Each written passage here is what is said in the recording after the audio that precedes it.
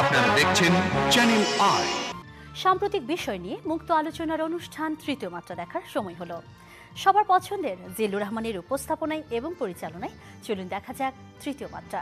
তৃতীয় মাত্রা পরিবেশিত হচ্ছে Nitol Tata, BSB Cambrian school and college, the Asian age, OSCL এবং ইফাত মাল্টি প্রোডাক্টস লিমিটেডের সৌজন্যে। সময় এখন উপভোগ করবার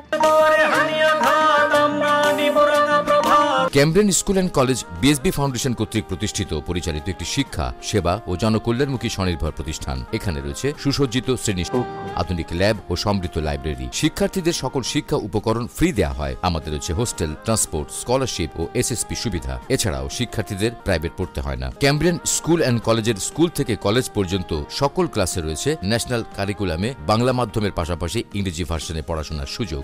আলোকিত মানুষ গড়ার কারিগর Cambrian school and college, Gulshan circle 2, Dhaka. We love the courage, spirit of our heritage. We love Bangladesh, we love Asian age. Liberty won't break in the cage. Facts and truth fill up the page. We love Bangladesh. Our heritage is our inspiration. The Asian Age, your access to information. সব সকাল একরকম হয় না। কোনো কোনো সকাল আসে মুঠোভর্তি শৈশব হাতে, আর কোনো সকালে এক ঝাঁপ বৃষ্টি। সব বিকেলও একরকম হয় না। কোনো বিকেল ধরে রাখে ফেলে আসা সোনালী ক্যাম্পাস, আর কোনো বিকেল থাকে ঘাসের বুকে পা ডুবিয়ে। আর তাই জীবনের এই মুহূর্তগুলোতে ইফাত থাকুক আপনার সাথে সবসময়। ইফাত আটা ময়দা সুজি, শুরু হোক বিশুদ্ধতায়। সে যে আমার জন্মভূমি,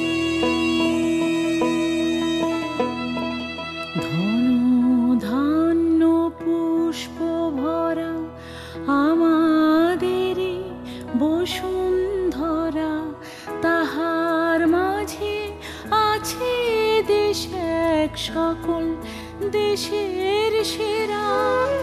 ও সে স্বপ্ন দিয়ে তৈরি সে দেশ, স্মৃতি দিয়ে ঘেরা। এমন দেশটি কোথাও খুঁজে পাবে না গো তুমি। সকল দেশের রানী সেজে আমার জন্মভূমি, সে যে আমার জন্মভূমি, সে যে আমার জন্মভূমি।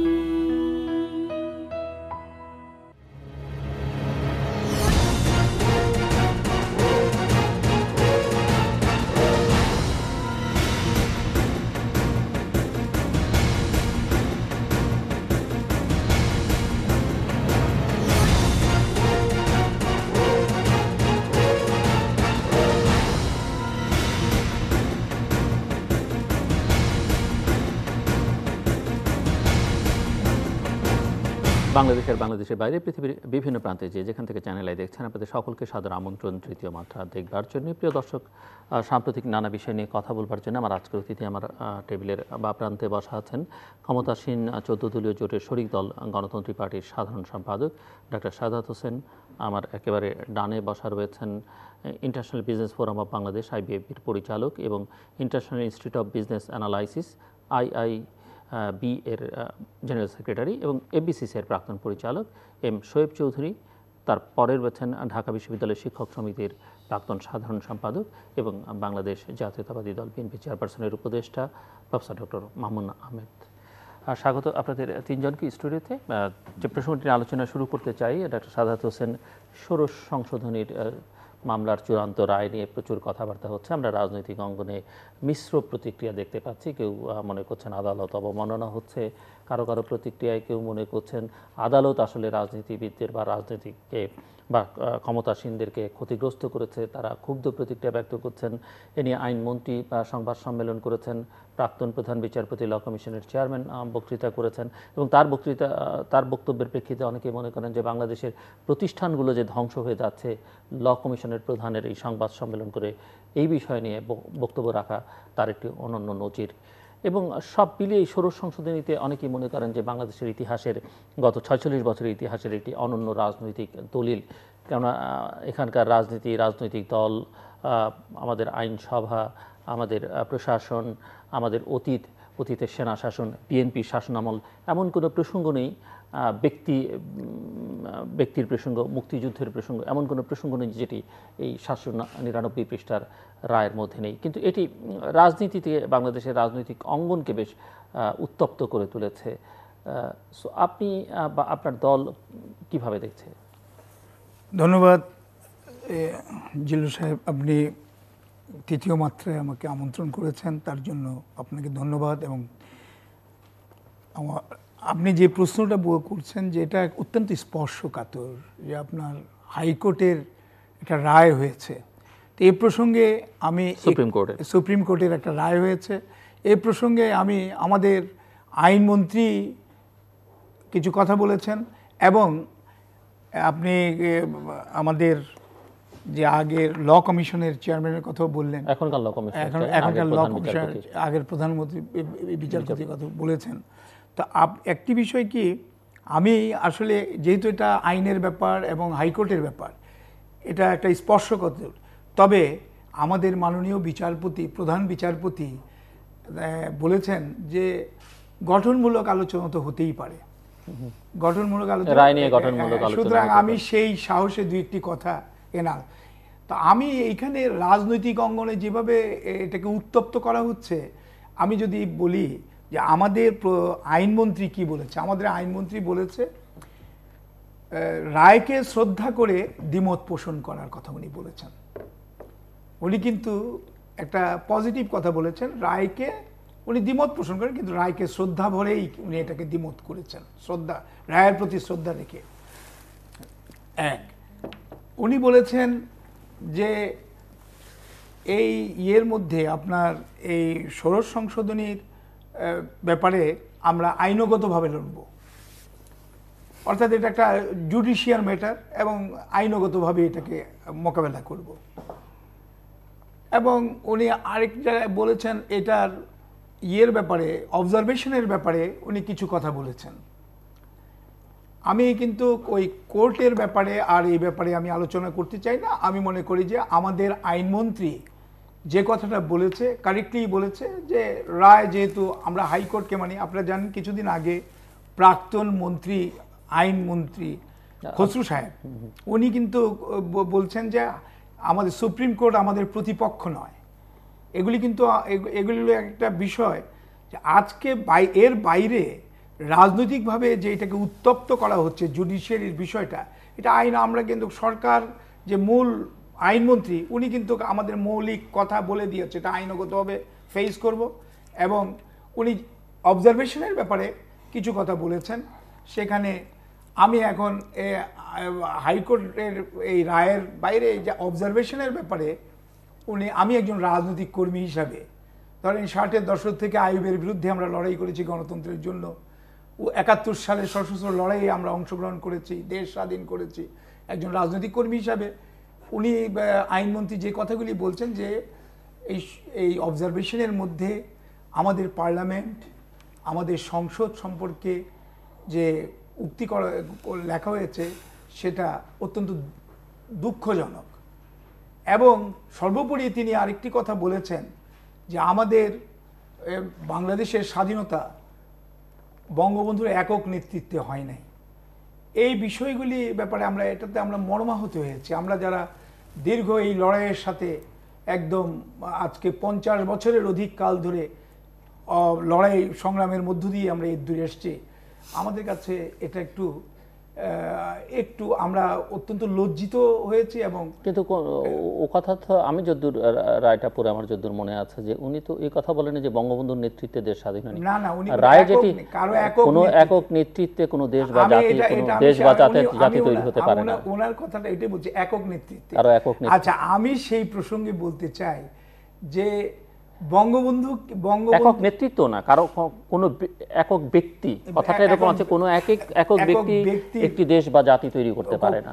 এটা তো ধরেন উনি যেটা বলেছেন, এটা বঙ্গবন্ধুর প্রতি অশ্রদ্ধা বা বঙ্গবন্ধু সেটা করেনি। সোনার বাংলার স্বপ্ন কেন ধূলিসাৎ হচ্ছে সেই প্রসঙ্গগুলো রায়ের মধ্যে উল্লেখ করা আছে। এটাকে মিসলিড করার জন্য অনেক রকম, আমি যেটা বলছি যে জুডিশিয়ারির ব্যাপারে আমি প্রথমেই বললাম আমাদের, এবং আপনি লক্ষ্য করবেন যে দুর্নীতির প্রসঙ্গ আছে এখানে, রাজনীতিবিদদের আমিত্বের প্রসঙ্গ এসেছে, দাম্ভিকতার প্রসঙ্গ এসেছে। আমি কিন্তু ক্লিয়ার করতে চাচ্ছি যে আমি মনে করি যে আমাদের মাননীয় প্রধানমন্ত্রী যে কথা বলেছেন যে গঠনমূলক সমালোচনা দেওয়ার, সেই জন্যই কিন্তু আমরা এই আলোচনাটা করলাম।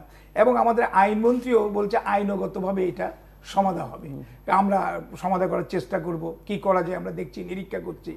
কিন্তু বাইরে এই আমি পরের যে অবজারভেশনের ব্যাপারে কোনো ব্যক্তির নেতৃত্বে ইয়ে হয়নি, এই কথাটাকে টুইস্ট করে কিংবা ভিন্নভাবে নিয়ে আমার এই জন্য মনে হয় যে 1975 সালের পরে সামরিক বাহিনীর একটা বিচ্ছিন্ন গ্রুপ বঙ্গবন্ধুকে সপরিবারে হত্যা করে আমাদের দেশকে উল্টা দিকে নিয়ে যাওয়ার সময় যেই কাজটি, বঙ্গবন্ধুকে শুধু হত্যাই করেনি, রাজনৈতিকভাবে তাকে যেভাবে পলিউটেড করার একটা চেষ্টা চলছিল যে বঙ্গবন্ধু নিষিদ্ধই করে দিল।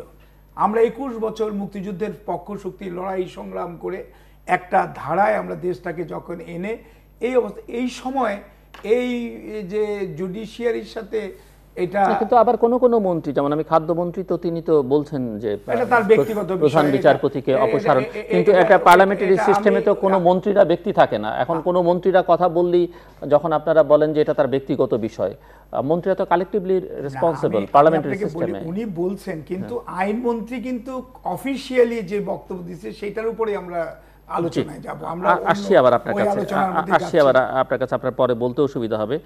শোয়েব চৌধুরী, আপনার কাছে একটু পরে আসি, আপনি দুপক্ষের বক্তব্য শুনে আপনার কথা বলতে মাঝখানে যেহেতু আছেন। প্রফেসর মামুন আহমেদ। জি, খুব এই বিষয়ে জি, আচ্ছা, না শাহাদ সাহেব তো বলেছেন অনেক কিছু, আমি শুধু দু একটা বিষয় একটু মানে আপনি তো বিএনপি চেয়ারপারসনের উপদেষ্টা, তার বাইরেও ঢাকা বিশ্ববিদ্যালয় দেশের সর্বোচ্চ বিদ্যাপীঠের, এই বিদ্যাপীঠ নিয়ে আমার আজকে আলোচনা করবার ইচ্ছা আছে, কিন্তু পরে। এই বিদ্যাপীঠের একজন শিক্ষক হিসেবে এই রায়টিকে আপনি নিজে ব্যক্তিগতভাবে বা বাংলাদেশের নাগরিক হিসেবে কিভাবে দেখেন? সেই অংশটিতে আসছি। প্রথম কথা হচ্ছে, বিচার বিভাগ তো হচ্ছে সংবিধানের মৌলিক কাঠামোর অংশ, ঠিক আছে? আমরা যদি আমাদের একটা বিচার বিভাগের স্বাধীনতা অক্ষুণ্ণ রাখাটা প্রয়োজন হচ্ছে, আমাদের সামাজিক যে নিরপেক্ষ একটা সমাজ যদি আমাদেরকে করতে হয়, সবার যে অধিকার, সে অধিকার যদি নিশ্চিত করতে হয়, তাহলে আমাদের বিচার বিভাগের স্বাধীনতা অক্ষুণ্ণ রাখাটা খুব গুরুত্বপূর্ণ। এখন যে জাজমেন্টটা এসছে, সে জাজমেন্টটা আসলে মূল কনসার্নটা ছিল একটা জায়গায়, সেটা হচ্ছে যে আপনার যে বিচারপতি যারা আছেন ওনাদের অপসারণের ক্ষমতা এটা সংসদের হাতে থাকবে না এটা সুপ্রিম জুডিশিয়াল কাউন্সিলের হাতে থাকবে। যদি সংসদের কাছে হাতে থাকে তাহলে কি অবস্থা দাঁড়াবে, এটা ছিল হচ্ছে মূল বিষয়টা। সেখানে দাঁড়িয়ে এই রায়ে সংসদের হাতে না গিয়ে এটা সুপ্রিম জুডিশিয়াল কাউন্সিলের হাতে থাকবে, এবং এই রায়ের ক্ষেত্রে কিছুটা অবজারভেশন দেওয়া হয়েছে। যে অবজারভেশনগুলো দেওয়া হয়েছে সেটা নিয়েই আজকে গত বেশ কয়েকদিন পর্যন্ত আমাদের রাজনীতির অঙ্গনে দেশে সবচেয়ে বেশি আলোচনা হচ্ছে। আসলে জাজমেন্টের অংশটা চাইতে সবচেয়ে বেশি আলোচনাটা হচ্ছে জাজমেন্টের সাথে সাথে যে অংশটুকু এই অবজারভেশন যেগুলো দেওয়া হচ্ছে, অবজারভেশন অংশটুকু নিয়ে সবচেয়ে বেশি আলোচনা হচ্ছে। এখন বিষয়টা হচ্ছে এরকম যে এগুলো যে এই অবজারভেশন যেগুলো দেওয়া হয়েছে, আপনি যেমনটা বলছিলেন, আমাদের সংসদ থেকে শুরু করে বিচার ব্যবস্থা থেকে শুরু করে আমাদের যে দুর্নীতি থেকে শুরু করে সব কিছুই কিন্তু এর মধ্যে উঠে এসছে। তো যে বিষয়গুলো উঠে এসছে এর সব কিছু কিন্তু উচ্চারিত হচ্ছে বাংলাদেশের রাজনীতিতে, বাংলাদেশের সমাজ ব্যবস্থায়, বাংলাদেশের মানে জনমানুষের আলোচনার মধ্যে সবসময় কিন্তু এগুলো চলে আসছিল। বাস্তব অবস্থার নিরিখে বাংলাদেশের সার্বিক বাস্তবতা যা, সেই অবস্থাটাই কিন্তু এই অবজারভেশনের মধ্যে দিয়ে উঠেছে। সুতরাং অবজারভেশনের মধ্যে দিয়ে যেটা উঠে এসছে সেটা আমরা এক কথায় মনে করি যে বাস্তবে যা আছে সেটাই উঠে এসছে, এবং জনমানুষের যে মনের আকাঙ্ক্ষা, সে আকাঙ্ক্ষাটার একটা প্রতিফলন হয়েছে এই জাজমেন্টের অবজারভেশনের মধ্যে দিয়ে। এটা হচ্ছে আপনি আমার কাছ থেকে যেটা জানতে চেয়েছেন সে অংশটুকুর জন্য। মানে সেটি আপনার দলের পক্ষে যাক কিংবা বিপক্ষে যাক, না আমি পক্ষে বিপক্ষের প্রশ্ন না, বাস্তব চিত্র যা বাস্তব চিত্রটাই উঠে এসেছে।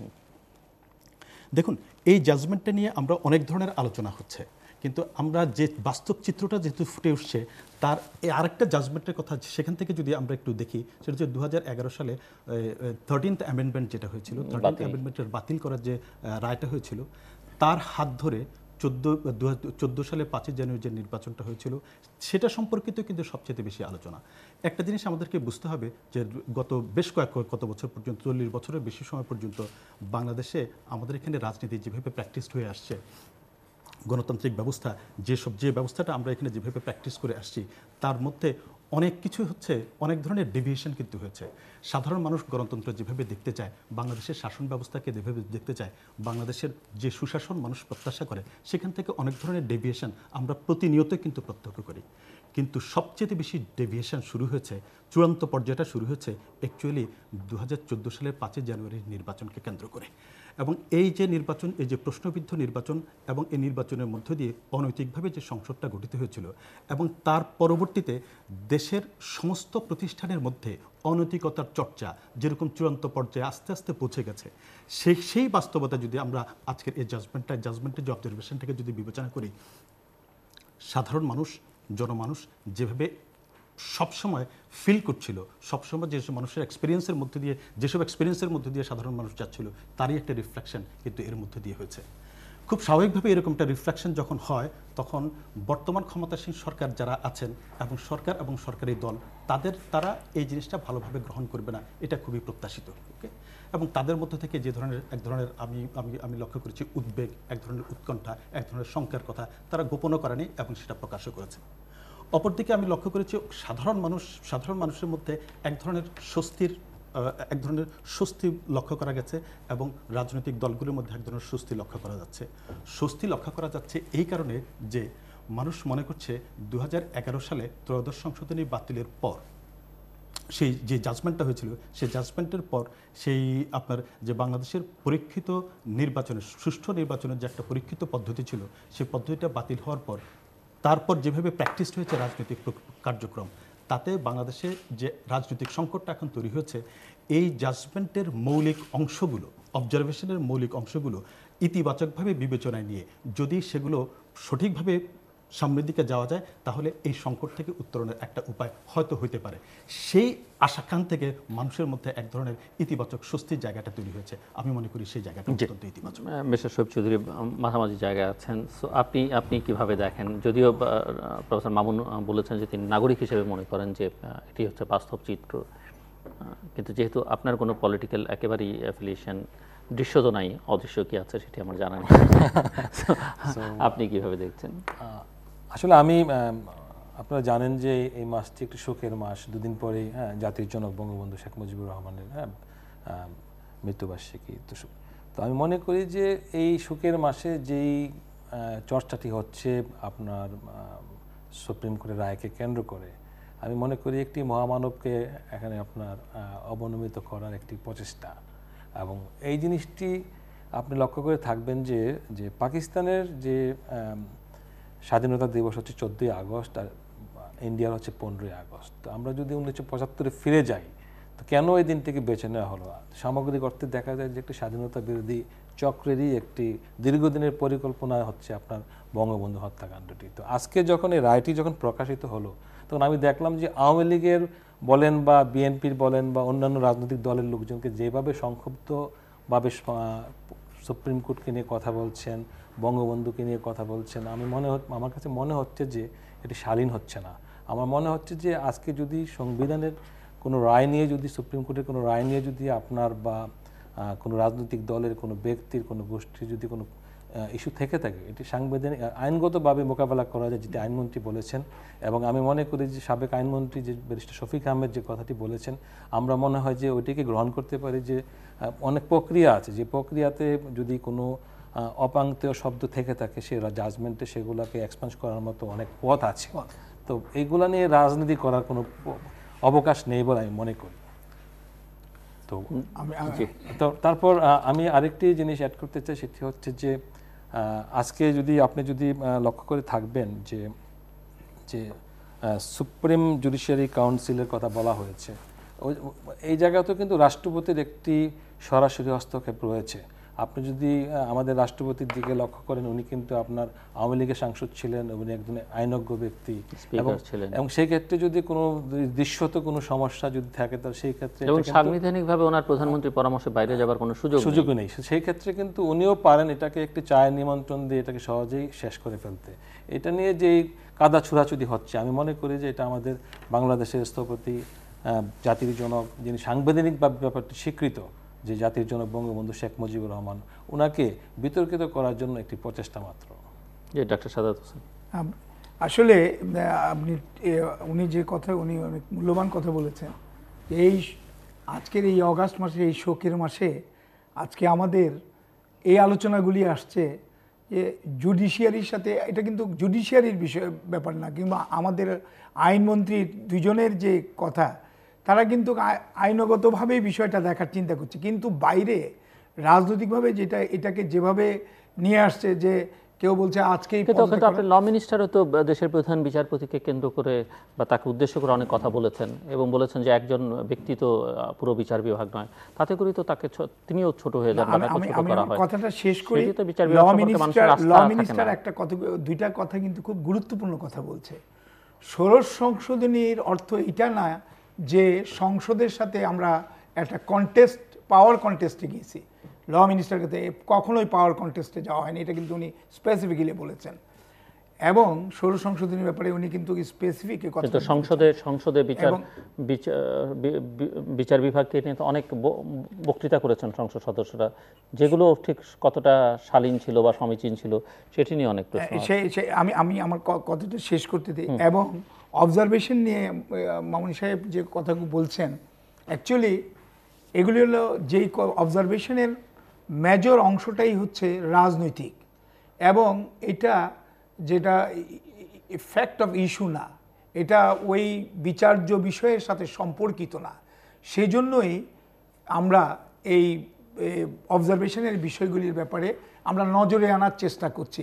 রাজনৈতিক কর্মী হিসাবে আমরা এটা নজরে আনার চেষ্টা করছি মহামান্য আদালতকে যে এই বিষয়, এবং আমাদের যে মাননীয় আইনমন্ত্রীও বলেছে যে এই বিষয়গুলি আমরা চিন্তা ভাবনা করে দেখছি, যেটা ভাই বললেন যে কিভাবে এগুলি অনেক শফিক, আমাদের ব্যারিস্টার শফিক সাহেব বলেছেন এগুলি। এইটা নিয়ে রাজনীতি, যে কথাটা আমি বলতে চাচ্ছিলাম, যে ৭৫ সালে যারা বাংলাদেশের মুক্তিযুদ্ধের মূল নায়ক বঙ্গবন্ধু শেখ মুজিবুর রহমান এবং তার শিশু বাচ্চা, নাবালক বাচ্চা রাসেলকে সহ মেরে ক্ষমতায় আসলো, যারা টার্গেট করেছিল সেদিন বঙ্গবন্ধুকে ইতিহাসের পাতা থেকে মুছে ফেলবে, আজকে তারা গণতন্ত্রের কথা বলে, আইনের শাসনের কথা বলে আজকে এইগুলি নিয়ে যেভাবে মাতামাতি করছে রাজনীতির, এই জিনিসটা এটা আমাদের জন্য খুবই দুর্ভাগ্যজনক, জাতির জন্য দুর্ভাগ্যজনক। কারণ আরেকটা বিষয় হলো কি, এটা কিন্তু আমি আমার নিজের ব্যক্তিগতভাবে আমি বলছি যে supreme judiciary council 1962-তে Ayub Khan করেছিল। Supreme judiciary council Ayub Khan করেছিল। এটা একটা মার্শাল ল গভর্নমেন্ট সমস্ত করে স্থগিত করে দিয়ে যখন 58-এ মার্শাল ল করলো, সেই আইয়ুব এটা করেছিল। পরবর্তীকালে আমরা দীর্ঘদিন লড়াই সংগ্রাম, মুক্তিযুদ্ধ, 30 লক্ষ লোকের মানুষের রক্ত, সব কিছুর বিনিময়ে আমরা দেশ স্বাধীন করে 72 সালের একটা আমরা সংবিধান করলাম, এবং সেটাকে স্থগিত করে দিয়ে তৎকালীন কিছু সামরিক বাহিনীর একটি গ্রুপ বঙ্গবন্ধুকে হত্যা করে ওই আমাদের সেই কনস্টিটিউশনকে করলো, এবং পরবর্তীকালে মেজর জেনারেল জিয়াউর রহমান ক্ষমতায় এসে ওই একই ধারায় এই জুডিশিয়াল কাউন্সিলটা করেছিল। সুতরাং কিন্তু তার আগেই তো সংসদের কাছ থেকে এই ক্ষমতাটি নিয়ে নেওয়া হয়, সংসদের কাছে ছিল না তো, মানে জিয়াউর রহমান জুডিশিয়াল কাউন্সিলে নেওয়ার আগ পর্যন্ত, আগ মুহূর্তে তো এটি সংসদের কাছে ছিল না। তখন এই প্রসঙ্গে আমি একটু ক্লিয়ার করি, এটা আপনি চতুর্থ সংশোধনীর কথা বলছেন তো, আমি বলি চতুর্থ সংশোধনী যখন হয়, আমরা চতুর্থ সংশোধনী নিয়ে এই রায়ে অনেক কথা আছে, আমি একটা এই ব্যাপারে আমি বলি, চতুর্থ সংশোধনী আমরা আমাদের মহান মুক্তিযুদ্ধের মধ্য দিয়ে, একটা সশস্ত্র লড়াইয়ের মধ্য দিয়ে বঙ্গবন্ধুর নেতৃত্বে আমরা দেশ স্বাধীন করলাম।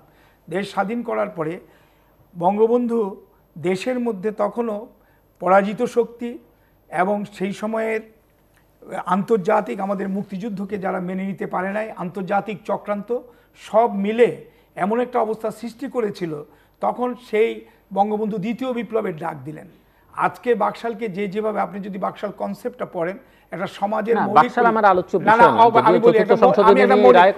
আমি বলি একটা মৌলিক পরিবর্তনের দিকে, দেশ সমস্ত সমাজকে একটা ইয়ের দিকে নিয়ে যাওয়ার জন্য, শোষণমুক্ত একটি সমাজ ব্যবস্থার দিকে নিয়ে যাওয়ার জন্য একটা প্রোগ্রাম নিয়েছিল। এবং যে কথাটাই আমি আসতে চাই, তখন কিন্তু ওই পার্লামেন্টে মেজরিটি এর সমর্থনেই কিন্তু এই চতুর্থ সংশোধনী হয়েছিল।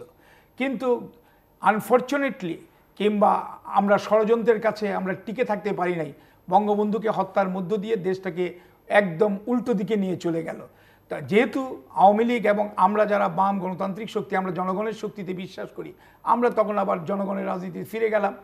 এখন সেই জনগণের রাজনীতিতে ফিরে গেলে এবং আপনার রাজনৈতিক দলগুলি যখন রিভাইভ হইল, তাইলে আপনার কনস্টিটিউশনে কিন্তু 72 যে কনস্টিটিউশন, সেই কনস্টিটিউশনকে কিন্তু বিগত 21 বছরে বিভিন্নভাবে ক্ষত বিক্ষত করে দেওয়া হলো এবং তার বিরুদ্ধেই কিন্তু আমরা লড়াই করেছি 21 বছর। পরবর্তীকালে 21 বছর পরে আওয়ামী লীগ নেতৃত্ব যখন ক্ষমতায় আসেন, ক্ষমতায় আসার পরে আমরা দেশটাকে আবার গণতন্ত্রের ধারায় নিয়ে আসার চেষ্টা করলাম। এবং উনি একটা কথা বলেছেন, এই কথা অবশ্যই আমাকে বলতে হবে।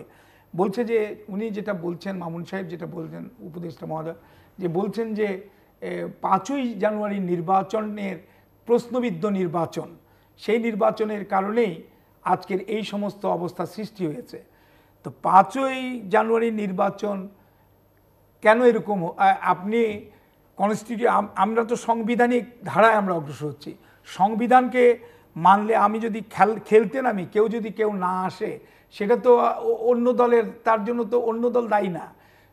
এখানে আমি আপনার সাথে একটু অ্যাড করি, যেটা হচ্ছে যে আসলে 5ই জানুয়ারি নির্বাচন নিয়ে যে কোশ্চেনটা আসছে, আমার মনে কিন্তু আরও নির্বাচন নিয়ে কিছু কোয়ারি আছে, যেটা বিএনপি চেয়ারপারসনের উপদেষ্টার কাছে। সেটি হচ্ছে যে আমরা 1979 সালে যে নির্বাচন দেখেছি, সেই নির্বাচনে কি নির্বাচন হয়েছে দেশবাসী ভালো জানেন।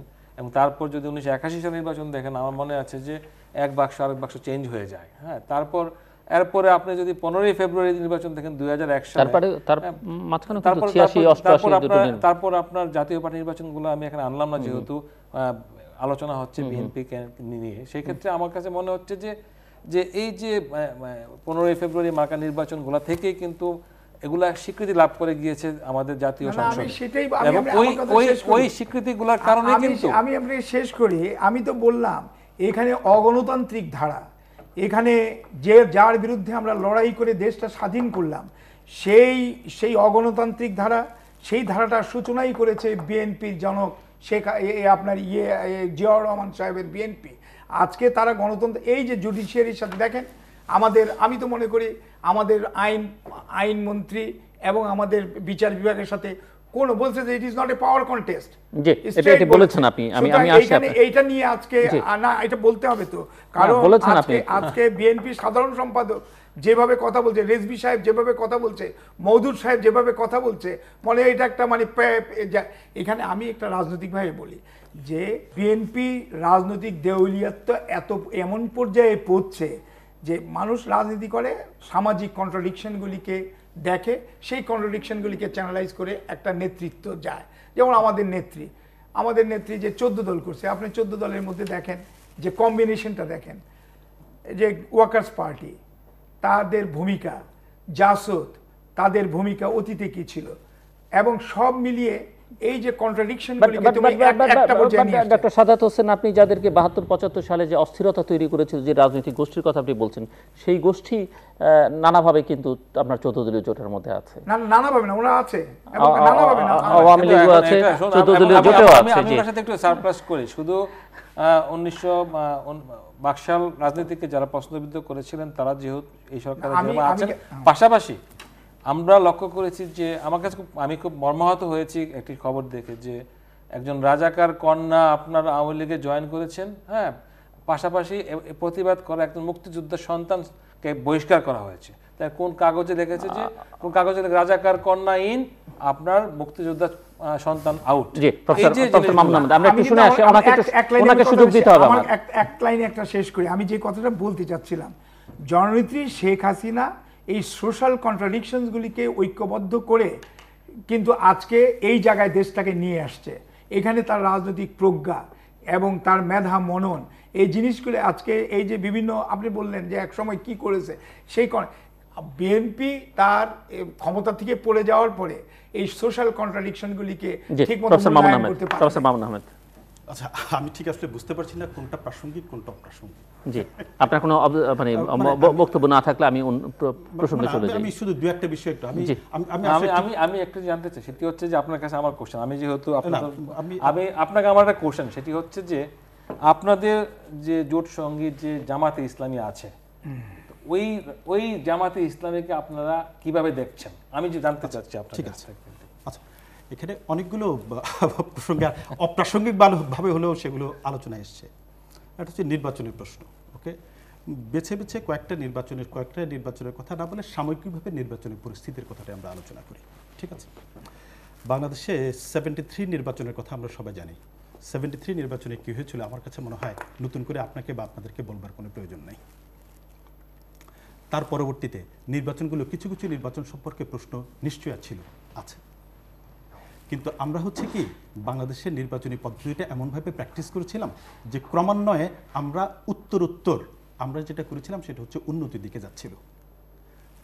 কখন পর্যন্ত? আমরা যখন রিসেন্ট পাস্টে ডেমোক্রেসি প্র্যাকটিসটা হতো ধরেন 91 সালের পর থেকে, যখন তত্ত্বাবধায়ক সরকারের ব্যবস্থাটা প্রচলন করা হয়েছিল। কেন প্রচলন করা হয়েছিল? কারণ দলীয় সরকারের অধীনে যে নির্বাচনটা হয় সে নির্বাচনটা জনগণের আকাঙ্ক্ষাটার প্রতিফলন ঘটে না বলেই তো তত্ত্বাবধায়ক সরকারের ব্যবস্থাটা সবাই মিলে এনেছিল, তাই তো? তারপর যে কয়েকটা নির্বাচন হয়েছিল অপেক্ষাকৃত বাংলাদেশে পরীক্ষিত একটা পদ্ধতিতে, বাংলাদেশে অপেক্ষাকৃত একটা গ্রহণযোগ্য নির্বাচন হয়েছিল। সে নির্বাচনী ব্যবস্থাটা তছনছ হয়ে গেল সাম্প্রতিক সময়ে, যে 2014 সালে 5 জানুয়ারি যে নির্বাচন হয়েছিল, যে নির্বাচনের যে পদ্ধতি সে নির্বাচন হয়েছিল, তার মধ্য দিয়ে আমরা অবজার্ভ করলাম সেটা আসলে তছনছ হয়েছে। এখানেই হচ্ছে প্রশ্নটা। আমরা আসলে নির্বাচনী পদ্ধতি একসময় খারাপ ছিল, এই বিষয়ে কোনো সন্দেহ নাই। আমরা খারাপ নির্বাচনের মধ্য দিয়ে গিয়েছি, এই বিষয়ে কোনো সন্দেহ নাই। কিন্তু সেখান থেকে ধীরে ধীরে আমরা উত্তরণের দিকে যাচ্ছিলাম। আমরা সেই পরিস্থিতি উত্তরণ করে স্বাভাবিকতার দিকে যাচ্ছিলাম। সেই জায়গাটাতে হল্টেড হয়েছে। এটাই হচ্ছে প্রশ্ন, কেন হয়েছে? এবং তারপর থেকে বাংলাদেশের সার্বিক রাজনৈতিক পরিস্থিতি, বাংলাদেশের সার্বিক অর্থনৈতিক পরিস্থিতি, বাংলাদেশের যে সার্বিক সুশাসনের পরিস্থিতি কোন পর্যায়ে গিয়েছে, এর প্রধান কারণ কি? এগুলো হচ্ছে যখন জাজমেন্টের অবজারভেশনের মধ্যে এগুলো যখন রিফ্লেকশন হয়েছে, সাধারণ মানুষের মধ্যে যে প্রশ্নগুলো তৈরি হয়েছিল সেই প্রশ্নগুলো সাধারণত এই প্রফেসর মামুন, এই জাজমেন্টে 70 অনুচ্ছেদ নিয়ে বেশ গুরুত্বের সঙ্গে কথাবার্তা বলা হয়েছে এবং মূলত এই হিয়ারিং এর সময়ও যখন অ্যামিকাস কিউরির কথা বলেন বা আব্দুল মতিন খসরু যখন শতপ্রণোদিত হয়ে কথা বলেন, তখন কিন্তু বিচারপতিরা বলেছেন যে 70 অনুচ্ছেদের বলে সংসদ সদস্যরা এক ব্যক্তির কাছে বা দলের কাছে যেখানে নিয়ন্ত্রিত, সেখানে আমরা এই সংসদের কাছে আমাদের ক্ষমতা দিতে পারি না। তো 70 অনুচ্ছেদ সম্পর্কে আপনার ধারণা? দেখুন, একটা জিনিস আপনাকে একটু আমি আরেকটু স্পেসিফিক্যালি বলি। সেটা হচ্ছে এখানে আইন বিভাগ আছে, এখানে বিচার বিভাগ আছে, আর হচ্ছে নির্বাহী বিভাগ আছে। নিশ্চিতভাবে আইন বিভাগ এবং নির্বাহী বিভাগ দলীয় রাজনীতি যখন প্র্যাকটিস হয়, দলীয় সরকার যখন থাকে, অনেকটা দলীয় সরকার নিয়ন্ত্রণে থাকে। এখন প্রশ্ন হচ্ছে এই জাজমেন্টের মূল কনসার্নটা যেটা ছিল সেটা হচ্ছে এখনও একটা দলীয় যে সংসদ থাকবে, সংসদের কাছে সেই বিচারকদের অপসারণের ক্ষমতাটা তাদের মধ্যে থাকবে কিনা। যদি তাই থাকে তাহলে যেটা হবে সেটা হলে বাংলাদেশে সবকিছু যেভাবে দলীয়করণ করা হয়, সেখানে বিচারপতিদের অপসারণের ক্ষমতা যদি সরকারের এই সংসদের হাতে থাকে তাহলে সমস্যাটা তৈরি হবে। সামগ্রিকভাবে 70 অনুচ্ছেদ, আর 70 অনুচ্ছেদের ব্যাপারটা হচ্ছে এরকম যে 70 অনুচ্ছেদের ফলে যেটা হচ্ছে যে সাংসদরা নিজ দলের বাইরে ভোটাধিকার প্রয়োগ করবার ক্ষমতা থাকে না। আমরা রিসেন্টলিও দেখেছি ইউএসএতে যেটা হয়েছে, সাংসদরা যেটা করতে পেরেছেন সেটা হচ্ছে নিজ দলের বাইরেও তারা ভোটাধিকার প্রয়োগ করতে পেরেছেন। কিন্তু আমাদের এখানে সেই সুযোগটা থাকে না। সেই সুযোগটা না থাকার ফলে যেটা হচ্ছে সাংসদদেরকে এক ধরনের হাত পা বেঁধে রাখার মতো পরিস্থিতি তৈরি হয়। বেঁধে রাখার মতো পরিস্থিতি যখন তৈরি হয় তখন তারা তাদের যে সেন্সটা প্রপারলি অ্যাপ্লাই করতে পারে না। আমার কাছে মনে হয় সেটাও একটা বড় ধরনের প্রতিবদ্ধকতা আইনের শাসন প্রতিষ্ঠা করবার ক্ষেত্রে। আমি আসছি আপনার কাছে যে এই জাজমেন্টে দুর্নীতি নিয়ে অনেক কথাবার্তা আছে এবং সেটিও অ্যাড্রেস করা হয়েছে যে এবং সমাজটা রাষ্ট্রটা যাচ্ছে ধীরে ধীরে পঙ্গু হয়ে যাচ্ছে এবং বলা হচ্ছে যে তুলনামূলক বিচারে বিচার বিভাগই স্বাধীন, সেই বিচার বিভাগও আসলে পতনের দিকে।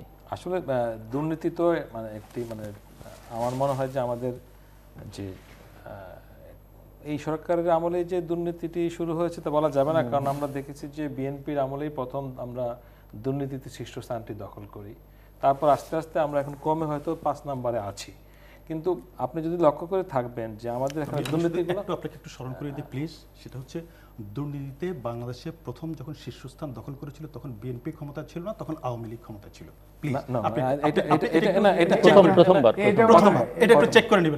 এখন যেটি হচ্ছে যে প্রথম যখন হয় সেটা চেক করে আপনাদের আমি যতদূর জানি যে এটা বিএনপির আমলেই আপনার টিআইবি কর্তৃক যে প্রণীত হয়, তো সেই ক্ষেত্রে এই ডিক্লারেশনটি আসে আপনার বিএনপির আমলে, তারপর আপনার গ্রাজুয়ালি আওয়ামী লীগ ক্ষমতায় আসে, এই ধারাবাহিকতা থেকে যায়। এখন আমরা 5ম স্থানে আছি দুর্নীতির যে টেবিলে। তো এখন আমার যেটা মনে হয় যে আসলে দুর্নীতি কেন হয়, দুর্নীতি হওয়ার মূল কারণ হচ্ছে যে 2-3টি কারণ। একটা হচ্ছে যে সুশাসনের যদি ঘাটতি থাকে তখন দুর্নীতি দেখা দেয়। আপনার রাজনীতিবিদরা যদি আপনার রাজনীতিকে পেশা হিসাবে গ্রহণ করেন তাহলে দুর্নীতি হবে। আমি যারা আমাদের রাজনীতিবিদ যারা আছেন তাদের অধিকাংশেরই মূলত পেশা হচ্ছে রাজনীতি, এবং তাদের যদি রাজনীতি নামক যদি শব্দটি যদি আমাদের যদি সাংবিধানিকভাবে যদি পেশা হিসাবে স্বীকৃতি দেওয়া হয়ে থাকে বা তাদের আয় উপার্জনের তথ্যগুলো দেওয়া থাকে, তাহলে অন্ততপক্ষে এই ট্রান্সপারেন্সিটা এস্টাবলিশ করতে পারলে আমার মনে হয় প্রথম দুর্নীতিটি কমবে। আর দ্বিতীয় দুর্নীতি যেটি হচ্ছে যে আমাদের ব্যুরোক্রেসি যখন আপনার রাজনীতিবিদদেরকে যখন চালায় তখন দুর্নীতি হতে অনিবার্য। এবং আপনি দেখবেন যে চলমান প্রেক্ষাপটে আমাদের এখানে যে সবচেয়ে বড় চ্যালেঞ্জ যেটি হচ্ছে সেটি হচ্ছে যে আনকন্ট্রোল মনোপলি। আমাদের আজকে আপনি প্রত্যেকটি সেক্টরে দেখবেন যে আপনার ব্যাংক বলেন, বিমা বলেন, বিভিন্ন এবং অর্থমন্ত্রী বলছেন যে এত ব্যাংক কোনো দেশে নেই এবং এত ব্যাংক মরে যাবে, অর্থমন্ত্রী নিজেই বলছেন। এই জন্য দেখবেন যে এই ধরনের মানে মনোপলির কারণে আমরা দুর্নীতি অপ্রতিরোধ্য গতিতে এগিয়ে চলছে। সুতরাং আমার মনে হয় যে আমাদের একটু এখন খেয়াল রাখতে হবে এগুলাকে, অন্ততপক্ষে যে সংবিধানের ইস্যুগুলা চিন্তা না করে অন্ততপক্ষে সুশাসনের চিন্তা করেন। সুশাসন যদি এস্টাবলিশ করতে পারেন, আপনাদের যদি আজকে শক্তিশালী নির্বাচন কমিশন থাকে, তা সেই ক্ষেত্রে আপনার সংসদ শক্তিশালী হবে, জনগণের ভোটাধিকার নিশ্চিত হবে। আপনার হাইকোর্টের বিচারপতিরা আপনার নির্বাচন ব্যবস্থাকে শক্তিশালী করতে পারবেন না যদি রাজনীতিবিদ এবং জনগণের মধ্যে যদি ঐক্য না থাকে। আমি মনে করি যে ওই জায়গাতে আমাদের জোরদার করতে হবে একটি শক্তিশালী গণতন্ত্রী পারে একটি দুর্নীতিমুক্ত সমাজ করতে, এবং সেই জায়গাতে আমাদের লক্ষ্য রাখা উচিত বলে আমি মনে করি। আরেকটি ব্যাপার আছে, সেটি হচ্ছে যে আপনারা যারা কথা বলছেন আজকে যেভাবে কাদা ছোড়াছুড়ি করছেন, সেই ক্ষেত্রে আপনাদের আমরা মনে হয় একটা পুরানো বাক্যের দিকে যেতে পারি যে হাকিম নড়ে হুকুম নড়ে না। যে হুকুমটি হয়ে গিয়েছে সেই হুকুমটিকে চেঞ্জ করা অত্যন্ত দুরূহ ব্যাপার। আমি মনে করি যে অন্ততপক্ষে কর্মকাণ্ডের মাধ্যমে আগামীতে আমরা যেন একটি শক্তিশালী অবস্থার মাধ্যমে শক্তিশালী এবং গণতন্ত্র স্থাপনের মাধ্যমেই অন্ততপক্ষে এর জবাব দেওয়া যাবে বলে আমার বিশ্বাস। ডক্টর সাদাত হোসেন, আমি প্রথমে আপনি একটু আগে 70 অনুচ্ছেদের কথা বলছিলেন, আমি এক লাইনে 70 অনুচ্ছেদের ব্যাপারে কিন্তু আমাদের আইনমন্ত্রী বলেছেন 70 অনুচ্ছেদ উনি যেটা বলছেন যে এটা ঠিকই যে দলীয় কোনো সদস্য দল যদি বলে দেয় যে এটা আমাদের দলীয় অপশনের বাইরে যেতে পারে না, কিন্তু সব ভোটেই কিন্তু দলীয়ভাবে হয় না। যা এটা কিন্তু আমাদের আইনমন্ত্রী তার সাক্ষাৎকারেও বলেছে যে এই বিষয়টার ব্যাপারে কিন্তু ওইভাবে করা হয় নাই দলীয়। কখনো কি এরকম হয়েছে যে বাংলাদেশে কোনো রাজনৈতিক দল বলেছে যে এই বিষয়ে আমার সংসদ সদস্যরা স্বাধীনভাবে ভোট দিতে পারবে? আমি আপনাকে বলি খুব ভেরি রিসেন্টলি আপনারা জানেন যে আমাদের যে বাজেট হয়েছিল সেই বাজেটের ব্যাপারে এটা তো ক্যাবিনেটে পাস হয়েছিল। ক্যাবিনেটে পাস হওয়ার পরে আমরা 14 দলগতভাবে আলোচনা করেছি। 14 দলের মধ্যে আমাদের কিছু অবজারভেশন ছিল, আমাদের কিছু আপত্তি ছিল, এগুলো আমরা সেদিন প্রেস ব্রিফিংও বলেছি। পরবর্তীকালে এটা আমাদের জোট নেত্রীকে জানিয়েছি এবং ওটা কিন্তু ওপেন পরে, আর এটা কিন্তু দলীয়ভাবে না করে আপনারা দেখেছেন পার্লামেন্টে সরকার দলীয় সদস্যরাই কিন্তু এই বাজেটের অনেক বিষয়ই কথা বলেছেন। কথা বলা এক কথা আর ভোট দেওয়ার এক কথা আলোচনা করেছেন, যেটি প্রফেসর মামুন আহমেদ ওই যে সমালোচনা করেছেন, ইউএস এর উদাহরণ টানলেন। যে ইউএসএ সিনেট সদস্যরা নিজ দলের বাইরে গিয়ে ভোট দিতে পারে, দিয়েছেন উদাহরণও অনেকবারই হয়েছে। বাংলাদেশে না, এটা কিন্তু আইনমন্ত্রী তার যে আপনি যদি পড়ে থাকেন আইনমন্ত্রী একটু দেখেন, আপনি আইনমন্ত্রী যে তার প্রেস কনফারেন্সে 70-এর অনুচ্ছেদে আমি যে কথা বললাম এ কথা কিন্তু বলেছেন যে আমাদের এই ইয়ের মধ্যে এটা দলীয়ভাবে করবে বা ভোট হবে কিংবা যদি হয় এই ধরনের কোনো ইয়ে ছিল না। আপনি প্রথম আলোতে মনে হয় আইনমন্ত্রী বললে তো হবে না, আইনমন্ত্রীরা তো অনেক কিছু করে, যেমন সংবিধানেই আপনারা পঞ্চদশ সংশোধনী করেছেন, 50টি বিষয় অপরিবর্তনীয়, আবার নিজেরাই 3 বছর না যে 3 বছর পরেই সেই অপরিবর্তনীয় বিষয়ের মধ্য থেকে সুপ্রিম জুডিশিয়াল কাউন্সিলের ইস্যুটিকে সংবিধানে পরিবর্তন করে আনা হলো।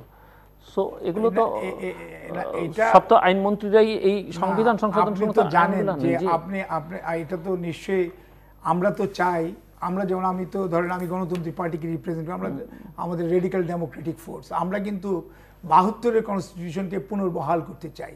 আমাদের তো একটা প্রেশার আছে আজকে যে এটা কিন্তু আমি ওই আইন যেটা আইন হয়েছে তার আমি সেটা কন্ট্রাডিক্ট করছি না, আমি আমাদের পলিটিক্যাল লাইনে বলছি এখানে কিন্তু একটা মুভ আছে 72-এর কনস্টিটিউশনকে আবার ইয়ে করা এস্টাবলিশ করার জন্য একটা মুভ আছে।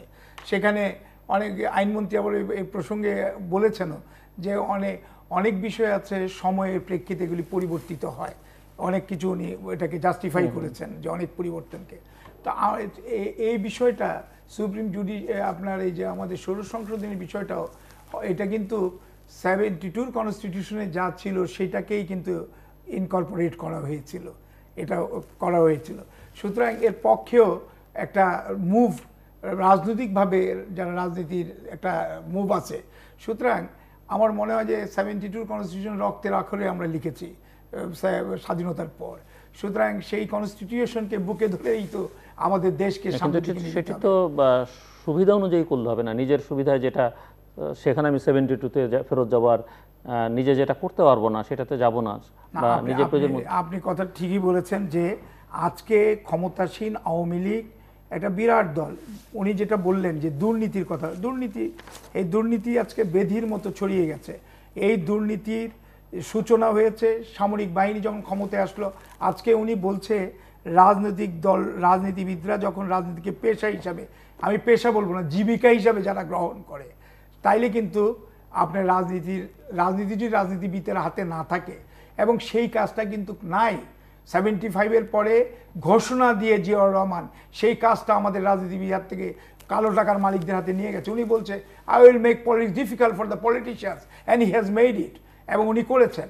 আজকে জননেত্রী শেখ হাসিনা 14 দল আমরা সেই রাজনীতিকে রাজনীতিবিদের হাতে আনার একটা প্রচেষ্টা নিয়েছে, যেমন কনস্টিটিউশনকেও আমরা সাংবিধানিক ধারাগুলিকে আমরা বলবৎ করার চেষ্টা করছি।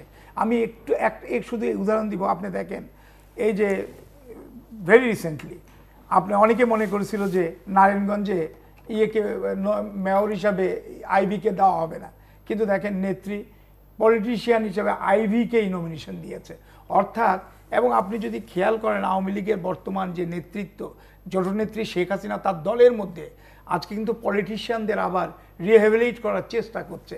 এবং বিশেষ করে আপনার নারীর ক্ষমতায়নের ক্ষেত্রে আমি মনে করি যে বর্তমান সরকার অনেক দূর কাজ করেছে, এবং যার প্রেক্ষিতে আজকে আমরা অনেক নারী নেতৃত্ব দেখতে পাচ্ছি। এবং আইভি বলেন বা আপনার দীপুমণি বলেন, যারা আজকে নেতৃত্বে আসছে।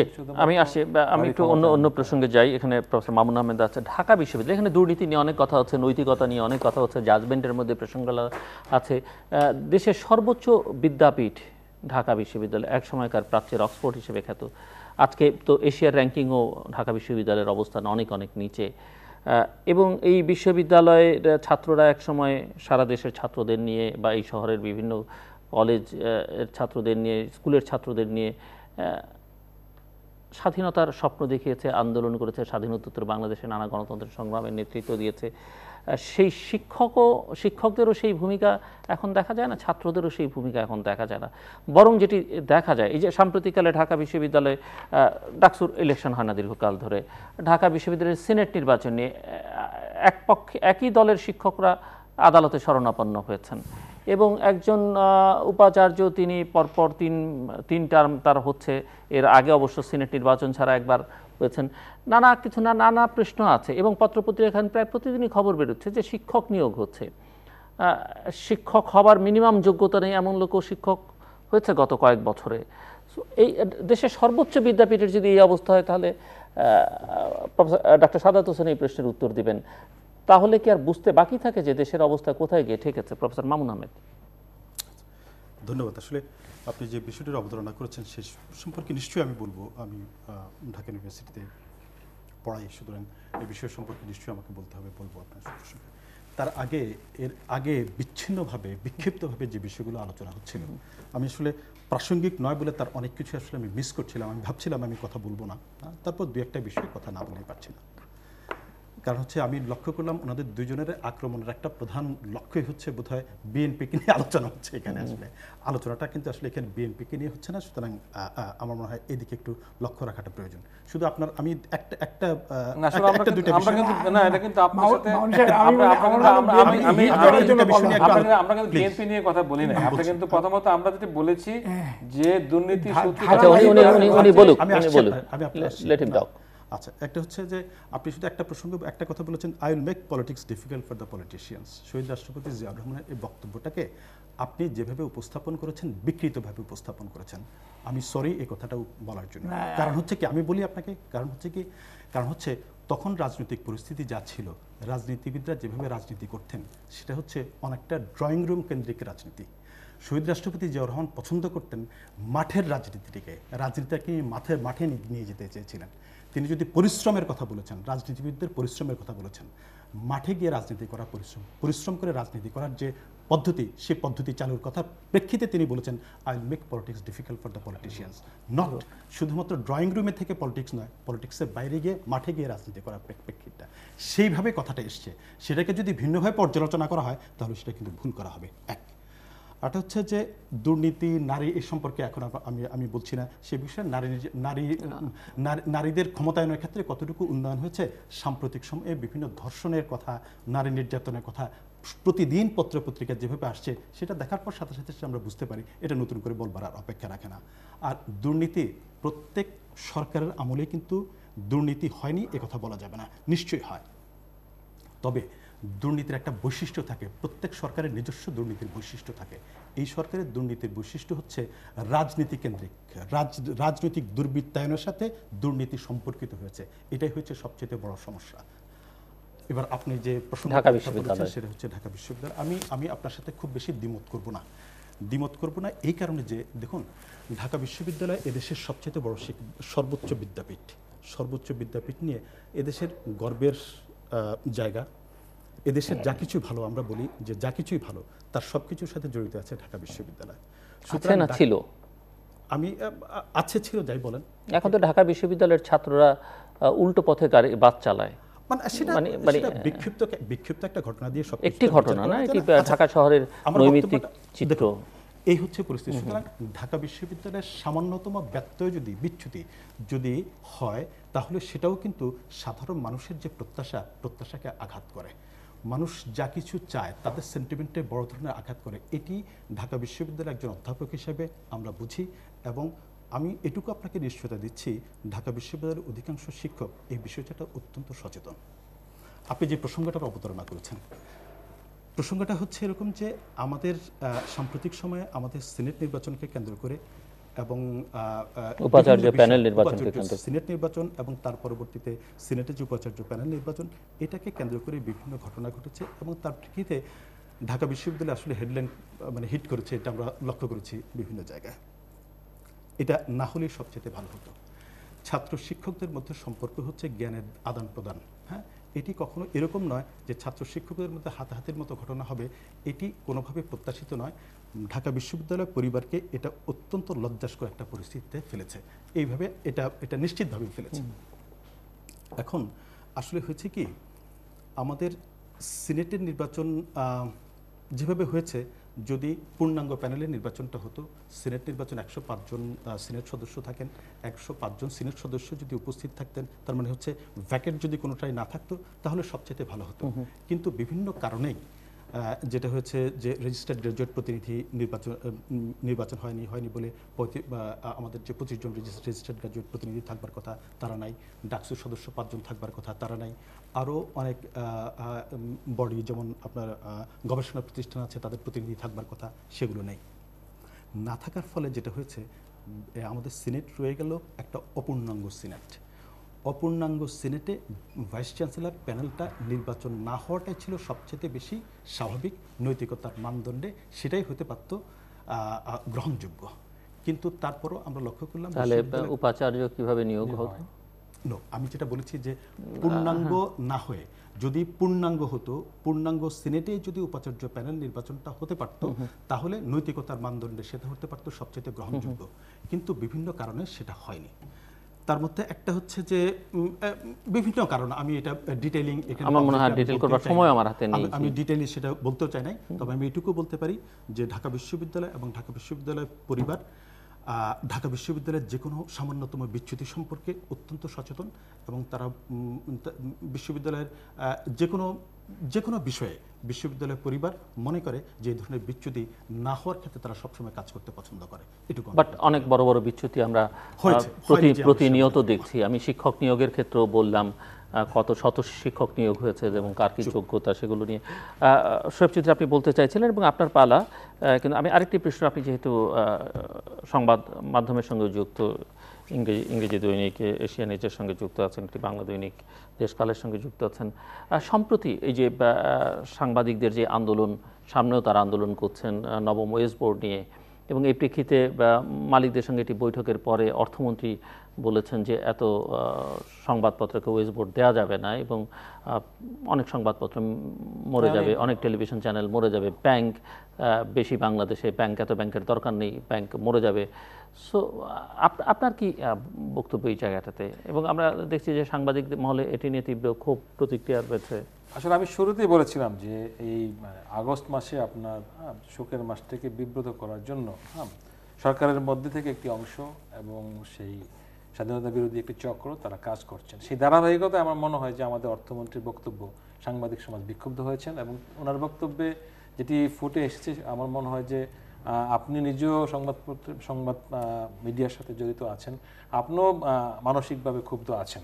কারণ উনি একজন মন্ত্রী হিসাবে যে সাংবাদিকদেরকে একটা পিয়নের সাথে তুলনা করা বা তাদেরকে ভয়েস বোর্ড না দেওয়ার কথা এগুলো বলতে পারেন না। আর আরেকটি ব্যাপার হচ্ছে যে উনি চাকরি দেওয়ার কথা বলেছেন, উনি অর্থমন্ত্রী, উনি কি সাংবাদিকদের চাকরি দেন?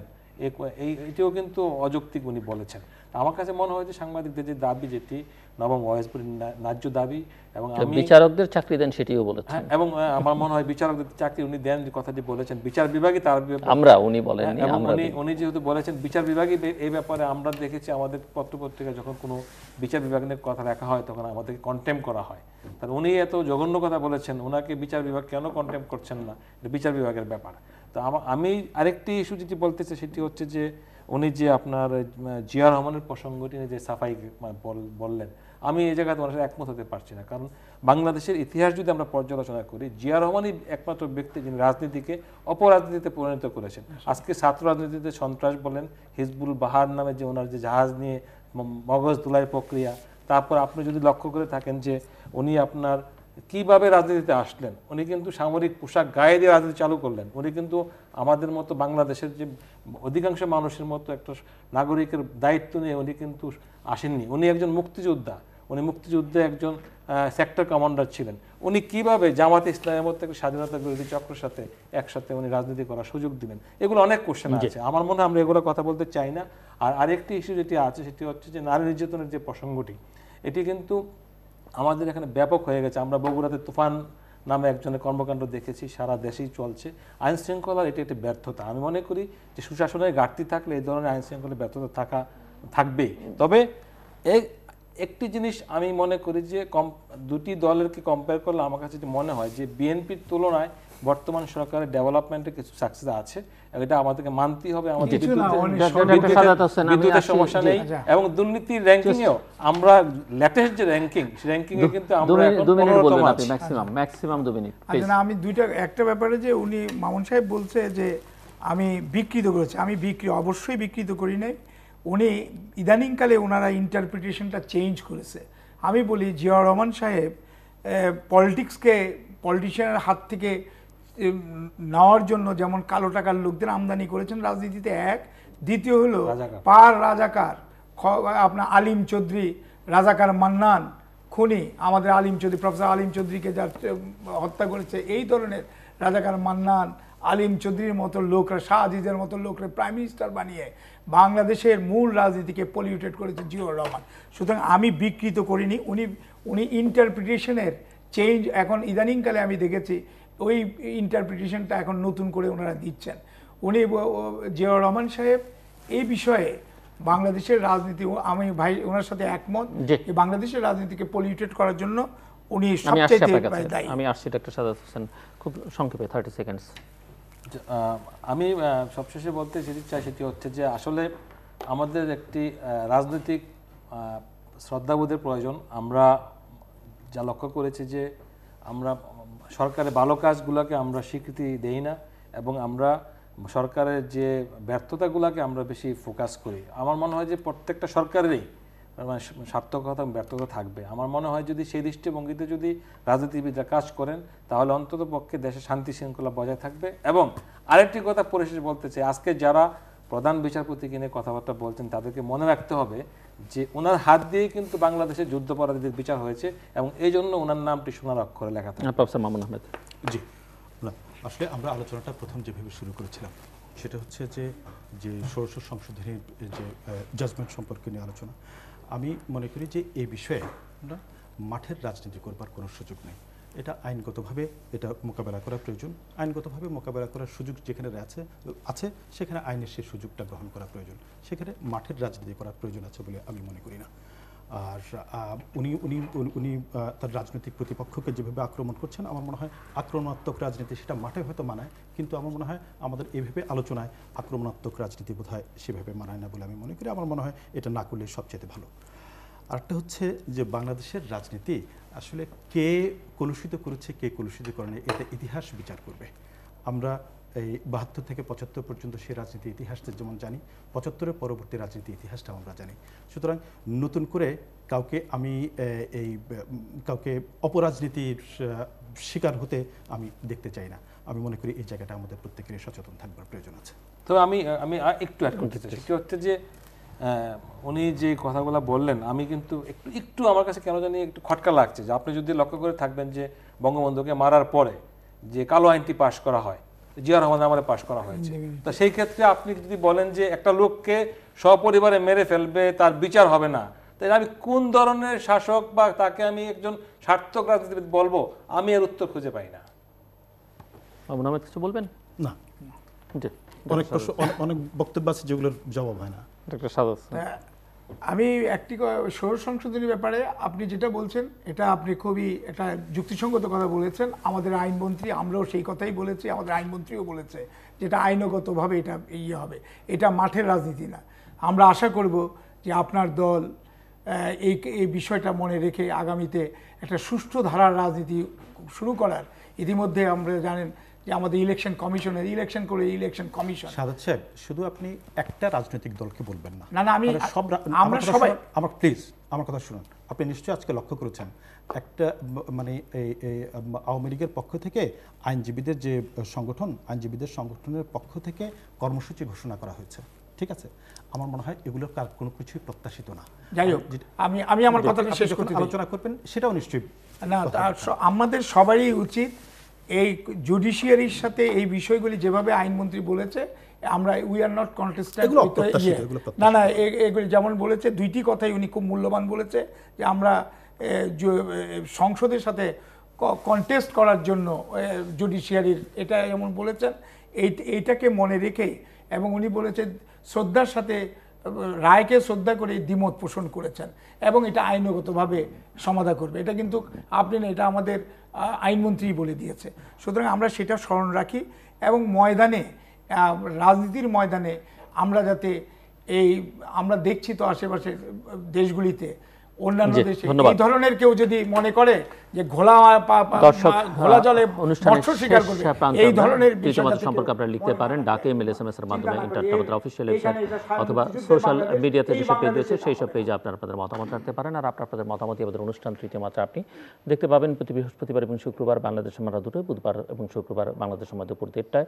আর তৃতীয় মাত্রা এই পর্বটি সহ পরবর্তী যে কোনো পর্বই আপনি সামাজিক যোগাযোগ মাধ্যম ফেসবুকে সরাসরি দেখতে পারেন। ফেসবুকে তৃতীয় মাত্রা যে পেজ রয়েছে সেখান থেকে তৃতীয় মাত্রা লাইভ স্ট্রিমিং হচ্ছে। আর এই পর্ব সহ পুরনো পর্বগুলো দেখবার জন্য যে কোনো সময় ভিজিট করতে পারেন তৃতীয়মাত্রা.com, ইউটিউব, গুগল প্লাস, টুইটার এবং ফেসবুকে তৃতীয় মাত্রার যে পেজ রয়েছে সেই পেজগুলো ভিজিট করতে পারেন। Professor doctor Mamun Ahmed, mister M Shoaib Chowdhury এবং ডক্টর সাদাত হোসেন, অসংখ্য ধন্যবাদ আপনার তিনজনকে আলোচনায় অংশ নেবার জন্য। দর্শক, ষোড়শ সংসদ নিয়ে কথা হচ্ছিল, এটি নিয়ে অযাচিত অনেক রাজনৈতিক বিতর্ক হচ্ছে, কিন্তু এটি নিয়ে একটি গঠনমূলক বিতর্ক হতে পারে, যেটি প্রধানমন্ত্রী বলেছেন যে গঠনমূলক সমালোচনা হতে পারে, কিন্তু বিতর্ক হতে পারে, কারণ এই রায়ের লাইন প্রতিটি লাইনের মধ্যেই আলোচনার খোরাক আছে এবং যেগুলো বাংলাদেশের রাজনীতির জন্য এটি বড় ডিসকোর্স হতে পারে। এবং আমরা মনে করি যে এটি নিয়ে আরও অনেক আলোচনা, সমালোচনা এবং এখান থেকে একটা সমাধানের পথও কিন্তু বের করবার সুযোগ রয়েছে। তবে এর জন্য যেটি দরকার সেটি হচ্ছে আমাদের রাজনৈতিক নেতাদের শুভবুদ্ধির উদয় হওয়া বা তাদের যথার্থ উপলব্ধি দরকার। আমরা কথা বলেছি দেশের সর্বোচ্চ বিদ্যাপীঠ ঢাকা বিশ্ববিদ্যালয় নিয়ে। ঢাকা বিশ্ববিদ্যালয় তার পুরনো ঐতিহ্য ফিরে পাক, সেটি আমাদের সকলেরই প্রত্যাশা। ঢাকা বিশ্ববিদ্যালয় সবার জন্য এখানে একটি গণতান্ত্রিক উন্মুক্ত পরিবেশ নিশ্চিত হোক, এটিও আমাদের প্রত্যাশা। এবং যে বিশ্ববিদ্যালয়ের ছাত্র শিক্ষকরা সমাজের নানা অপদিক নিয়ে সমালোচনা করবেন, যাদের দিকে সাধারণ মানুষ তাকিয়ে থাকে, সেখানে কোনো ধরনের অনৈতিক কাজ, অপক্রিয়াকর্ম হোক, এটি আমাদের কারোই প্রত্যাশিত নয়। সংবাদ মাধ্যম নিয়ে অর্থমন্ত্রীর প্রতিক্রিয়া বা বক্তব্য যেটি এসছে, তিনি ব্যাংকের কথা বলেছেন। প্রশ্ন উঠবে যে এই ব্যাংকের অনুমোদন কারা দিল। এবং দ্বিতীয় কথা হচ্ছে, যদি এত সংবাদপত্র এখানে প্রয়োজন না থাকে বা এত টেলিভিশন প্রয়োজন না থাকে, তাহলে এই টেলিভিশন বা সংবাদপত্রগুলোর অনুমোদন কারা দিল, এইসব প্রশ্ন আছে। এবং সবচেয়ে বড় কথা হচ্ছে যে কোনো বিশেষ পেশার দিকে অশুভ দৃষ্টি বা এমন কোনো বক্তব্য দেওয়া উচিত নয় কোনো বিশেষ পেশার মানুষকে ঘিরে, যেটি এমনকি দেশের কোনো নাগরিককে ব্যক্তিগতভাবে আক্রমণ করা উচিত নয়, যেটি তার নাগরিক অধিকারকে বা তার পেশাগত অধিকারকে খর্ব করে। এবং সবচেয়ে বড় কথা হচ্ছে যে আলোচনা আমরা এখানে করেছি অনেক বিষয় নিয়ে, হয়তো কেউ কাউকে আক্রমণ বা কেউ কারোর বিরুদ্ধে কথা বলবার চেষ্টা করেছেন, কিন্তু বাস্তবতা হচ্ছে যে আমাদের রাজনীতিতে একটা অশুভ চক্র দীর্ঘকাল ধরেই ক্রিয়াশীল এবং আমাদের রাজনীতিতে অনেক ব্যত্যয় আছে এবং এর দায় কম বেশি বাংলাদেশের সকল রাজনৈতিক দলেরই রয়েছে। এখানে অস্বীকার করবার কোনো সুযোগ নেই। যারা এই ক্ষমতায় ছিলেন বা আছেন তাদেরও অনেক দুর্বলতা রয়েছে। এবং আমরা যদি উভয় পক্ষের এই অভিযোগ পাল্টা অভিযোগকে কিয়দংশ বিবেচনায় নিই, তাহলে বুঝতে সমস্যা হয় না যে সমস্যা কিন্তু প্রত্যেকের মধ্যেই আছে। এই সমস্যা উত্তরণের একটা বড় পন্থা হচ্ছে বা সুযোগ হচ্ছে এটি ভালো নির্বাচন অনুষ্ঠান করা, যেটি প্রধান বিচারপতি রায়ের মধ্যেও বলেছেন যে নিরপেক্ষ নির্বাচন ছাড়া গণতন্ত্র হয় না। এবং এটি ভালো নির্বাচন হলে যে সব কিছু ঠিকঠাক হয়ে যাবে সেটিও নয়, তার জন্য যেটি দরকার সেটি হচ্ছে যে আমাদের রাজনৈতিক নেতাদের মনস্তত্ত্বে একটা বড় পরিবর্তন কিন্তু তাদের আনতে হবে, বৈপ্লবিক পরিবর্তন। এখানে বিপ্লবের কথা উঠে এসেছে, বৈপ্লবিক পরিবর্তন আনতে হবে এবং সেটি ইতিবাচক ধারায় প্রবাহিত করতে হবে। দর্শক, আমাদের সঙ্গে থাকবার জন্য অসংখ্য ধন্যবাদ, আপনাদের সবার জন্য শুভকামনা।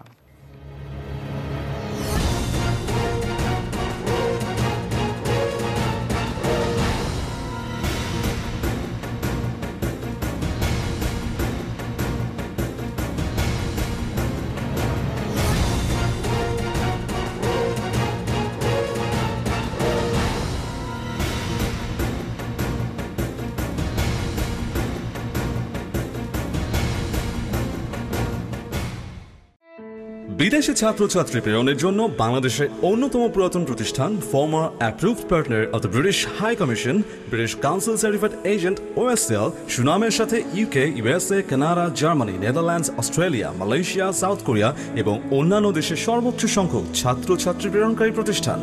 অভিজ্ঞ শিক্ষক মণ্ডলী দ্বারা IELTS course, basic English course এবং অন্যান্য ফরেন ল্যাঙ্গুয়েজ শেখানো হয়। ভিসা ইন্টারভিউ এর আগে প্রত্যেক ছাত্রছাত্রীদের ব্রিটিশ কাউন্সিলের অবসরপ্রাপ্ত অভিজ্ঞ কর্মকর্তা দ্বারা তদারকির মাধ্যমে প্রশিক্ষণ দেওয়া হয়। IDP এবং ব্রিটিশ কাউন্সিল IELTS এর অ্যাপ্রুভড রেজিস্ট্রেশন সেন্টার OSCL। ঠিকানা OSCL 15 বরুণ ভবন, গুলশান, সার্কেল 2, ঢাকা। ফোন 01914243051 থেকে 61 পর্যন্ত।